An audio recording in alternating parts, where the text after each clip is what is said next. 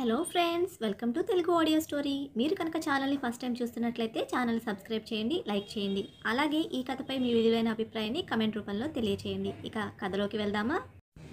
నా ప్రాణమా పార్ట్ 15 చూసే ముందు పార్ట్ 14 చూడండి. లింక్ డిస్క్రిప్షన్లో ఇవ్వడం జరిగింది. నా సతీ నా నుదుటిన చుంబించినప్పుడు అని చెప్పి, ఏంటే ఇంత బోరింగ్గా మార్నింగ్ చెప్పావు, కొంచెం హాట్గా చెప్తే నీ ఆస్తి ఏమైనా తరిగిపోద్దా అని అడిగాడు సమీర పెదాలు చూస్తూ.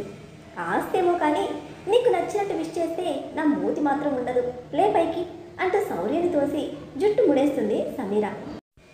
అలిగిన మన సైకోగాడు బోర్లా పడి ముఖం తిప్పుకున్నాడు. ఓయ్ ఏంటి అలక అని అడిగింది. మాట్లాడు శౌర్య అంటూ శౌర్య మెడ దగ్గర గిలిగింతలు పెట్టింది. పోవే సమీర చేతిని విసిరి కొట్టాడు. నిజంగా వెళ్ళనా సూటిగా చూశాడు. అయితే వెళ్తున్నా అంటూ వాష్రూమ్లోకి వెళ్ళి ఫ్రెష్ అయి వచ్చింది. ఈ గ్యాప్లో శౌర్య సెకండ్ న్యాప్ వేస్తే అతన్ని డిస్టర్బ్ చేయడమే పనిగా పెట్టుకున్న సమీర తడి జుట్టుని అతని మీద గుమ్మరించింది. ఏ మెంటల్, ముద్దివ్వను అన్నావు, కెలిగితే మాత్రం నాతో పాటు ఇంకో బెడ్పై సెటిల్ చేయిస్తా అరిచాడు గట్టిగా. నువ్వేం చేసినా పర్లేదు, నీతో మాట్లాడితే చాలు, లే పైకి హెల్త్ చెక్ చేస్తాను అంది. నాకేం అవసరం లేదు, పో. అలగకు సైకో, పోవే. ఎక్కువ చేయకుండా సరిగ్గా కూర్చో అని చెప్పి బ్లడ్ ప్రెషర్ చెక్ చేసి అది కాస్త నార్మల్ అవ్వడంతో చేతికున్న ఇంజెక్షన్ నెమ్మదిగా తీసి వెట్ టిష్యూస్తో హ్యాండ్ క్లీన్ చేసింది సమీర. ఇక వదిలితే ఫ్రెష్ అయి వస్తాను, డిశ్చార్జ్ ఫార్మాలిటీస్ చూడు అని చెప్పి సమీర మాట వినకుండానే వాష్రూమ్కి వెళ్ళిపోయాడు. కాసేపటికి బయటికి వచ్చిన శౌర్య ముందే సమీర తీసిపెట్టిన బట్టలు వేసుకొని బయటకు నడుస్తూ ఉంటే అడ్డు నిలిచింది. Sami, don't try to stop me, నాకు పనుంది అని చెప్పాడు షర్ట్ స్లీవ్స్ ఫోల్డ్ చేసుకుంటూ. శౌర్య, ఎందుకు స్టబర్న్గా ఉంటావు, నీ హెడ్కి దెబ్బ తగిలింది, అది కొంచెం క్యూర్ అయ్యాక నీకు నచ్చింది చేసుకో అని చెప్పింది. తను కూడా కొంచెం కోపంగానే. సమీ ప్లీజ్ శౌర్య, తన రిక్వెస్ట్ చేస్తూ ఉంటే ఇంకా కాదనలేక నా మ్యాక్ బుక్ తెప్పించు అని చెప్పి కర్టెన్స్ ఓపెన్ చేసి వ్యూ చూస్తుంటాడు. ప్రస్తుతానికి ఇక్కడ ఉండడానికి ఒప్పుకున్నాడు అని హ్యాపీగా ఫీల్ అవుతూ సత్యమూర్తి గారికి ఫోన్ చేసి వచ్చేటప్పుడు శౌర్య వస్తువులు కొన్ని తెమ్మని చెప్తుంది సమీర. జాను నిద్ర లేచేసరికి రిషి గుండె మీద ఉంది. రిషి పడుకోకుండా తన జుట్టును నిమురుతూ ఏటో చూస్తూ థింక్ చేస్తున్నాడు. గుడ్ మార్నింగ్ హార్ట్కి ముద్దు పెట్టి చెప్పింది. గుడ్ మార్నింగ్ డియర్ అంటూ నొట్టి మీద ముద్దు పెట్టుకొని తనని చూశాడు. పడుకోలేదా నైట్ అని అడిగింది ఎర్రగా ఉన్న రిషి కళ్ళని చూసి. ఎర్లీగా లేచాను అంతే అని చెప్పి తప్పించుకొని నేను ఇంటికి వెళ్తాను, ఫ్రెష్ అయ్యి హాస్పిటల్కి వెళ్ళాలి, సర్జరీ ఉంది అని చెప్పాడు. హా, ఈవినింగ్ ఫ్రీగా ఉంటే అన్నయ్య ఉన్నప్పుడు హాస్పిటల్కి రా అని చెప్పింది. ఓకే కాల్ చేస్తాను, యూ టేక్ కేర్ అని చెప్పి జాను పెదవులకి పెక్కిచ్చి శౌర్య డ్రెస్ నుండి తన డ్రెస్లోకి చేంజ్ అయ్యి జానుకి బాయ్ చెప్పి కిందకు వచ్చేసరికి సత్యమూర్తి గారు ఉన్నారు. అక్కడ కూడా వెళ్తున్నట్లు చెప్పి బయలుదేరాడు. రిషి వెళ్ళగానే సత్యమూర్తి గారు కూతురు గదికి వచ్చారు. బద్ధకంగా బెడ్ మీద కదులుతూ రిషి ఇచ్చిన కిస్ని ఫీల్ అవుతూ ఉన్న తనని డిస్టర్బ్ చేసింది డోర్ నాక్ చేసిన సౌండ్. డాడీ అంటూ లేచి కూర్చుంది. హాస్పిటల్కి వెళ్తున్నాను, వస్తావా? నిన్న జరిగిన ఇన్సిడెంట్కి వెళ్ళాలా లేదా అని ఆలోచించి శౌర్య కోసం వెళ్ళాలి అని డిసైడ్ అయ్యి వస్తాను డాడ్ అని చెప్పింది. వెయిట్ చేస్తాను, గెట్ రెడీ ఫాస్ట్ అని చెప్పి కిందకు వెళ్ళిపోయారు సత్యమూర్తి గారు. ఇంటికి వచ్చిన ఆరుష్కి గగన్ కనిపిస్తాడు టిఫిన్ తింటూ. హే రిషి, ఎలా ఉన్నావు, ఆఫ్టర్ లాంగ్ టైం అంటూ రిషి ముందుకు వచ్చి ఫేక్ హగ్ ఇచ్చి పిచ్చిగా నవ్వుతున్నాడు గగన్. ఐఎమ్ ఫైన్ అని చెప్పి తన రూమ్కి వెళ్తున్న రిషికి ఏదో డౌట్ వచ్చి ఎక్కడికి రెడీ అయ్యావు అని అడిగాడు. సమీర మొగుడికి యాక్సిడెంట్ అయిందని విన్నాను, చూడ్డానికి వెళ్తున్నా. గగన్ కన్నింగ్ థాట్స్ గురించి ముందే తెలిసిన ఆరుష్ జాగ్రత్త పడాలని అనుకుని వెయిట్ ఫర్ మీ, నేను వస్తాను అని చెప్పి హాస్పిటల్కి కాల్ చేసి తను ఆఫ్టర్నూన్ వస్తాను అని చెప్పి రెడీ అవ్వడానికి వెళ్ళాడు. శౌర్య టిఫిన్, ఆకలిగా లేదు. ఎందుకు లేదు, టెట్రా ప్యాక్ ఉందా, జ్యూస్ ఇవ్వు అని జ్యూస్ గ్లాస్ శౌర్య చేతిలో పెట్టింది. గ్లాస్ వాల్పై ఒక హ్యాండ్ ఉంచి ఇంకో హ్యాండ్తో జ్యూస్ సిప్ చేస్తున్న శౌర్య మస్కులర్ బాడీపై 3 బటన్స్ ఫ్రీగా ఉండడం వల్ల కనిపిస్తుంది. అనుకోకుండా సమీర వైపు చూసిన శౌర్య తన చూపు ఎక్కడుందో తెలిసి దగ్గరికి రమ్మన్నట్టు కళ్ళతో సైగ చేస్తాడు. వెంటనే వెళ్ళి అతను అతుక్కుపోయిన సమీర తల మీద ముద్దు పెట్టి ఎందుకే అలా చూస్తున్నావు అని అడిగాడు. హాట్గా ఉన్నావు, యాక్చువల్లీ తలెత్తి చూస్తూ చెప్పిన సమీర లిప్స్కి పెక్కిచ్చి నేను బాగానే ఉన్నాను, వెళ్ళిపోదాం సమీ అన్నాడు. ప్లీజ్ శౌర్య, రిస్క్ తీసుకోలేం, ఉండి ఈ రోజుకి ఈడియట్ ముద్దుగా తిట్టి తనని వదిలి బెడ్పై కూర్చున్నాడు. ఇంతలో అక్కడికి వచ్చిన సత్యమూర్తి గారు శౌర్యని ఎలా ఉందని అడిగి తను బాగానే ఉన్నాడు అని అర్థమయ్యాక ఆఫీస్కి వెళ్ళాడు శౌర్యకి మ్యాక్ బుక్ ఇచ్చి. హాస్పిటల్లోనే వర్క్ స్టార్ట్ చేసిన శౌర్యకి జ్యూస్ చేస్తుంది సమీర. ఆ పనులన్నీ నీకెందుకే, మెయిడ్స్ ఉన్నారుగా ఇంటి దగ్గర అంటున్న శౌర్య వైపు చూడకుండా, నా భర్తకు నేను చేసి పెడితే నాకు ఆనందం, నీకేంటి మధ్యలో అని అడిగిన సమీర వైపు కొంటిగా చూసి పనిలో పడ్డాడు శౌర్య. డోర్ నాక్ చేసి లోపలికి వచ్చిన జానుని చూసి చూడనట్టు శౌర్య పనిలో పడితే అన్నయ్యకు తనపై ఇంకా కోపం పోలేదని అర్థమై ఏం మాట్లాడకుండానే బయటకు వెళ్ళబోయింది. వారిద్దరినీ గమనించిన సమీర మళ్ళీ వెళ్ళిపోతున్న జానుని పిలిచింది. జాను ఆగింది కానీ సమీరకి రెస్పాండ్ అవ్వలేదు. నాతో పాటురా అని జాను హ్యాండ్ పట్టుకొని లోపలికి తీసుకువెళ్తూ ఉంటే విదిలించుకోబోయింది జాను. కానీ అప్పటికే శౌర్య చూపు తనపై ఉండడం వల్ల ఆ సాహసం చేయలేకపోయింది. సమీర జానుని శౌర్య ముందు నిలబెట్టి, శౌర్య మాట్లాడు జానుతో అని చెప్పింది. వింటేనే కదా బాబు ఓ యాటిట్యూడ్కి సమీరకు విసిరి జానుని పట్టించుకోకుండా మ్యాక్బుక్ స్క్రీన్కి కళ్ళు రాసిచ్చాడు. జాను సమీర చేతిని విదిలించుకొని అక్కడి నుండి వెళ్ళబోతే తనని ఆపి, మీరిద్దరూ నా కారణంగా మాట్లాడుకోకుండా ఉండడం నాకేం బాలేదు. జానుపై నాకు ఎలాంటి కంప్లైంట్స్ లేవు శౌర్య, ప్లీజ్ తనతో ఎప్పటిలా ఉండు. నేను వచ్చి మిమ్మల్ని సపరేట్ చేశానని చెడ్డ పేరు నాకొద్దు అని తను చెప్పాలి అనుకున్నది సూటిగా చెప్పి పక్కకు వెళ్ళిపోయింది సమీర. శౌర్యలో యాటిట్యూడ్ కొంచెం కూడా తగ్గకపోగా కనీసం చెప్పింది విననట్టే నటిస్తున్నాడు. నిజానికి ఫస్ట్ నుండి జాను ఎంత మొండిగా ఉండడం శౌర్యకి అస్సలు నచ్చదు. కానీ చిన్న పిల్ల అని సైలెంట్గా ఉండేవాడు. ఎప్పుడైతే తనకు ఆరుష్తో పెళ్లి ఫిక్స్ అయ్యి త్వరలో మ్యారేజ్ కాబోతుంది అని వాస్తవం గ్రహించినప్పుడు తన ప్రవర్తన మార్చాలి అని అనుకున్నాడు. బుజ్జగిస్తే వినే స్టేజ్ కాదు, అలానే ఉంటే అత్తింట్లో మాటలు పడాలి. అందుకే మాట్లాడకుండా తన తప్పు తను తెలుసుకొని ఓవర్కమ్ అయ్యేలా చేయాలని మూగగా అయిపోయాడు తప్ప మరి ఎలాంటి కారణం కాదు. శౌర్య మాట్లాడతాడు అని కాసేపు చూసిన జాను అక్కడి నుండి మౌనమే సమాధానం అయ్యేసరికి వెనుతిరిగింది వెళ్ళిపోవడానికి. డోర్ వరకు వెళ్ళిన తనకి డోర్ ఓపెన్ చేయగానే ఆరుష్ కనిపించాడు. అప్పుడే లోపలికి ఎంటర్ అవుతున్న రిషి డోర్ దగ్గరున్న జానుని తన కళ్ళల్లో నీళ్ళని చూసి ఏమైందంటూ కంగారుగా అడిగి ఫేస్ పట్టుకున్నాడు. ఇక్కడి నుండి వెళ్ళిపోదాం అంటూ చిన్న గువ్వల రిషి బాహువులో దాక్కున్న జానుని తొంగి చూస్తాడు గగన్. అక్కడ ఏమైందో తెలియదు కానీ శౌర్య సమీర వాళ్ళు లోపలే ఉండడం వల్ల కాస్త రిలీఫ్ ఫీల్ అయ్యాడు.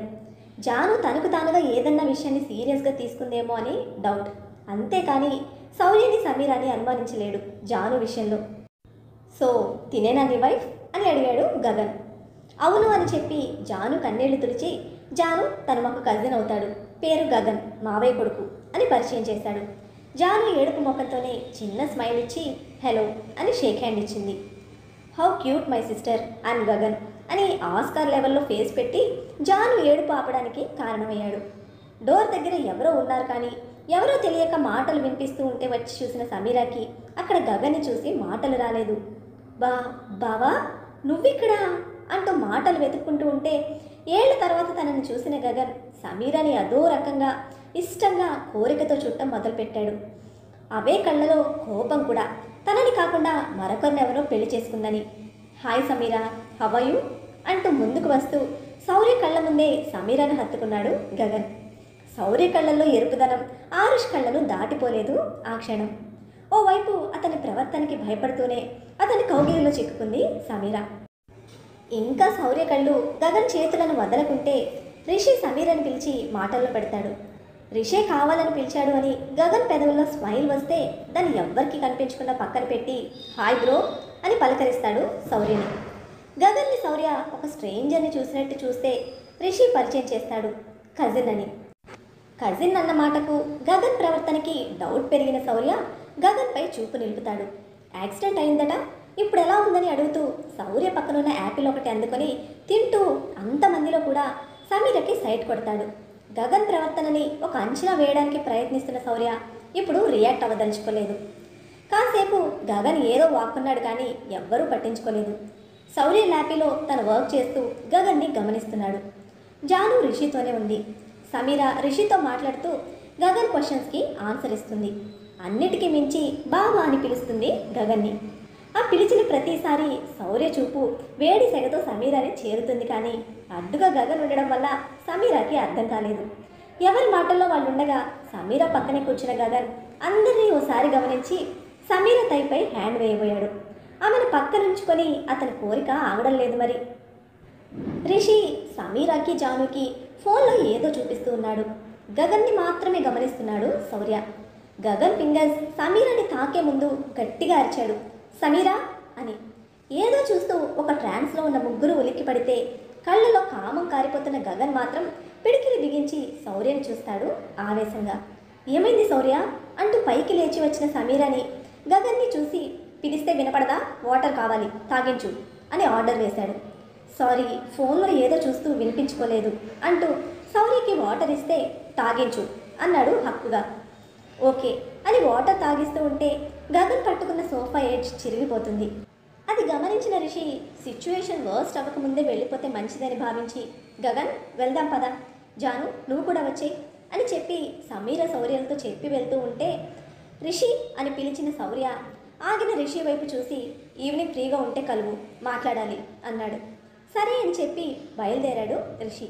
రిషికి అప్పటికే అర్థమైంది శౌర్య దేని గురించి మాట్లాడాలనుకుంటున్నాడు. వాళ్ళట్టు వెళ్ళగానే శౌర్య చూపులు సమీరపై స్టిక్ అయ్యాయి. ఎందుకు అలా చూస్తున్నాడో అర్థం కాక ఫేస్ అయోమయంగా పెట్టి, ఇంకేమైనా కావాలా శౌర్య అని అడిగింది స్వీట్కి షుగర్ తెప్పించేంత తీయగా. ఏం కావాలి శౌర్య? బాబా అని పిలవే నన్ను. వాట్? అయోమయంగా ఆకృత్యం వచ్చి చేరితే అరిచినట్టుగా అడిగింది. నువ్వు విన్నది కరెక్ట్, బాగానే విన్నావు అని చెప్పి పిలువు అన్నాడు. నేను నిన్ను బావా అని పిలవడం ఏంటి శౌర్య, నీకెందుకు ఈ థాట్ వచ్చింది అని అడిగి, నాకెందుకు వచ్చిందో నీకు ఇంకా అర్థం కాలేదా? నో. ఎందుకు? గగన్ గురించా? సైలెంట్గా ఉన్నాడు శౌర్య. శౌర్య కోపం అందుకే అని అర్థమై, చిన్నప్పటి నుండి అలవాటు అని చెప్పింది జెన్యూన్గా. ఇప్పటి నుండి నన్ను కూడా అలా పిలవడం అలవాటు చేసుకో అయితే అని చెప్పి బావా అని పిలవమన్నానా? సడన్గా నాకు రాదురా సైకోగా. I want that word from you right now. బావా శౌర్య కూడా తట్టుకోలేక పిలిచింది నెమ్మదిగా. వాడిని పిలిచినంత స్వీట్గా అనిపించలేదు. బావా సాగదీస్తూ పిలిచిన తనని చూసి లెంత్ ఎక్కువైంది అన్నాడు మ్యాక్బుక్ నుండి చూపు తిప్పకుండానే. విసుగు చేరింది. చంపుతున్నావు శౌర్య, నేను పిలవను పో అంటూ అక్కడి నుండి వెళ్ళిపోబోయింది. సరే నీ ఇష్టం, పిలవకు, బట్ నైట్ పనిష్మెంట్కి రెడీగా ఉండు. శౌర్య నాకు కావాల్సింది అది కాదు. బావా ఇట్స్ నైస్, ఇదే మెయింటైన్ చేయి. నా వల్ల కాదు. కమియర్. ల్యాప్టాప్ పక్కన పెట్టి చేయి ముందుకు చాచాడు. సమీరాని దగ్గరికి తీసుకోవడానికి రెడీగా ఉన్నట్టు. నో. కంగారుగా అంటున్న తన ఫేస్ నేమ్ని టెన్షన్ని చూసి, అబ్బా ఏం చెయ్యను రావే అన్నాడు. సైలెంట్గా దగ్గరకు వెళ్ళిన తనని తన ముందు అభిముఖంగా కూర్చోబెట్టుకొని ఫేస్ హోల్డ్ చేశాడు. నేను ఒకటి అడుగుతాను, సిన్సియర్గా చెప్పు అన్నాడు. అంది సీరియస్గా కనిపిస్తున్న కళ్ళని చూసి. వాడిపై నీ ఒపీనియన్ ఏంటి? వాడు అంటే ఎవరు? గగన్ పేరు పలకడం ఇష్టం లేనట్టు అసహనంగా కళ్ళు మూసి తెరిచి, మీ బావగాడు. గగనా? జస్ట్ కజిన్ అంతే, ఎక్కువ అటాచ్మెంట్ లేదు. నాకంటే పెద్దవాడు అనే రెస్పెక్ట్ మాత్రమే ఉంది.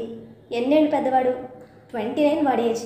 నీకంటే కూడా 2 years పెద్దవాడు అని అడగాల వద్దా అన్నట్టు ఆలోచించి, ఎప్పుడైనా కలిసినప్పుడు నీతో వాడి బిహేవియర్ ఎలా ఉండేది అని అడిగాడు. సమీర్ అని సూటిగా చూస్తున్నాడు శౌర్య. ఒకవేళ తను కావాలని అబద్ధం చెప్పినా ఆ కళ్ళలో నిజాన్ని శోధించడానికి. శౌర్య కోపం తెలిసిన సమీర తను చెప్పేది మనసుకు తీసుకుని గగన్ని ఏమైనా చేస్తాడు అని బాగానే ఉండేవాడు శౌర్య. గగన్తో నాకు ఎటువంటి ఇబ్బంది అని ఆగి ఆగి చెప్తున్న తన మాటలు అబద్ధం అనిపిస్తే సూటిగా చూస్తున్నాడు. మాట్లాడటం ఆపేసిన సమీర అక్కడి నుండి వెళ్తే ఆపలేదు శౌర్య. జానుని ఇంటి దగ్గర డ్రాప్ చేసిన ఋషి, నిన్నెక్కడ డ్రాప్ చేయను అని అడిగాడు గగన్ని. నీ చెల్లి దగ్గర డ్రాప్ చేయి బావా అంటున్న గగన్ని సూటిగా చూశాడు ఋషి. ఏంటి బావా చూపు, చంపేస్తావా అని అడిగాడు గగన్. నిన్ను చంపేలా ఉంటే పాస్ట్లో నువ్వు చేసిన ఎదవ పనులకి ఎప్పుడో పైకి పంపాలి. వృత్తిరీత్యా డాక్టర్ని, ప్రాణం పోయాలే కానీ తీయకూడదని అనుకుంటాం. కానీ శౌర్య అలా అనుకోడు. శౌర్యకి జాలి అనే పదం తెలియదు. మైండ్లో ఫిక్స్ అయితే బ్లైండ్గా వెళ్ళిపోతాడు. సో జాగ్రత్త, ఎక్కువ సెకలు పడితే మళ్ళీ యూఎస్ వెళ్ళవు నువ్వు అంటూ సీరియస్గా చెప్తున్న రిషిని చూసి నవ్వుతూ, ఏంటి బావా ఇంట్లో వాడిని కాదని నిన్న కాక మొన్న వచ్చిన వాడికి సపోర్ట్ చేస్తున్నావా? ఇట్స్ నాట్ ఫెయిర్ అంటూ కావాలని ముఖం డల్గా పెట్టాడు. ఓవర్ యాక్షన్ చేయకు గగన్, నాకు తెలుసు నువ్వు పైకి కనిపించేంత అమాయకుడివి కాదని. శౌర్యకి యాక్సిడెంట్ చేయించింది నువ్వని నాకు తెలుసు. రిషి ఎలా కనిపెట్టగలిగాడో అని కొంచెం షాక్ అయినా పెద్దగా పట్టించుకోకుండా సో వాట్, అదేమైనా దేశ సరిహద్దు రహస్యమా నీ దగ్గర దాచడానికి, అడిగితే నేనే చెప్తాను కదా అని స్టైల్గా నెయిల్స్ చూసుకుంటూ ఇప్పుడు వెళ్ళి నిన్న కాక మొన్న వచ్చిన మీ బావగాడికి చెప్తావా అని అడిగాడు. వాడికి చెప్తే నీ డెత్ కన్ఫర్మ్, కానీ నీ ఈగోయిస్టిక్ లవ్ దాచకుండా ఉండలేను. నాకు కూడా అదే కావాలి. నువ్వు నా శాడిస్ట్ లవ్ గురించి శౌర్యతో చెప్పాలి, వాడికి సమీర మీద అనుమానం రావాలి, దాన్ని గుళ్ళో పెళ్లి చేసుకున్న వాడే రోడ్ మీద అనాథల వదిలేయాలి. అప్పుడు నేను వెళ్ళి సమీరని నాతో తెచ్చుకోవాలి. సో నువ్వు ఇంకేం ఆలోచించకుండా వెళ్ళి శౌర్యకి నా గురించి ఉన్నది ఉన్నట్టు మొత్తం చెప్పే.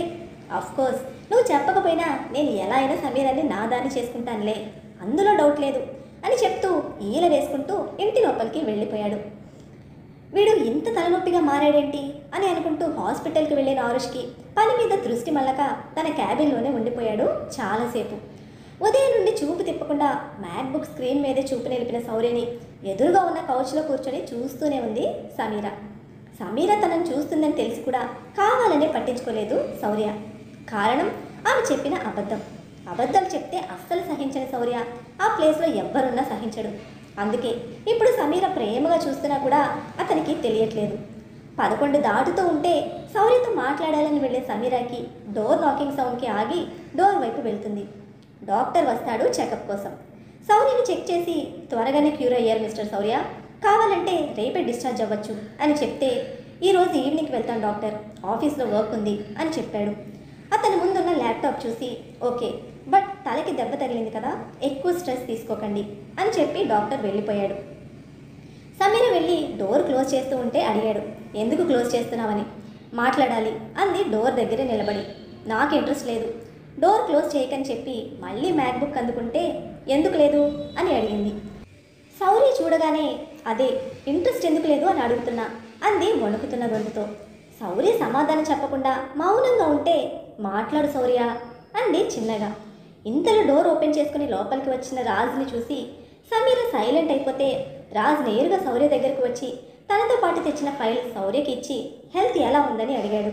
ఫైన్, రేపటి నుండి ఆఫీస్కి వస్తానని చెప్పి టెండర్ గురించి డిస్కషన్ పెట్టాడు. ఎప్పటికో రాజు వెళ్ళిపోతే అప్పటికే 1 దాటిపోయినందుకు శౌర్యకి ఫుడ్ పెట్టి ఇచ్చింది సమీర.